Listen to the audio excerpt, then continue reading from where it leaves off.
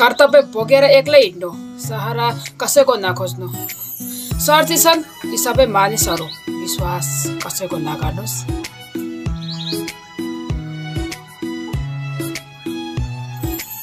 जिन्दगीमा इज्जत कमाउनु ठुलो कुरा हो।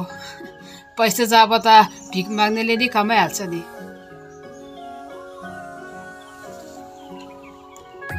चुपते उताबाट हेर्न। दुःख त लाग्छ नि जीवनको हरेक यात्रामा एक्लै हुँदा।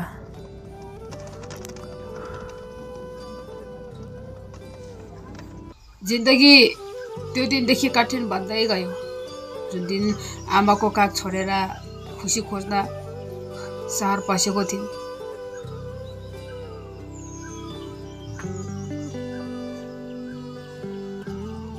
सुन्दर रूपले भन्दा सुन्दर मनले जीवन सुन्दर बनाउँछ। यसैले तपाईँ मन सुन्दर बनाउनुहोस्, जीवन सुन्दर बन्दै जान्छ।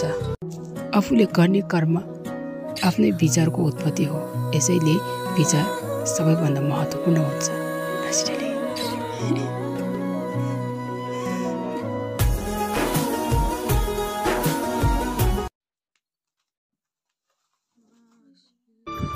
दिएर बिर्सिनु तर लिएर कहिले पनि नबिर्सिनु।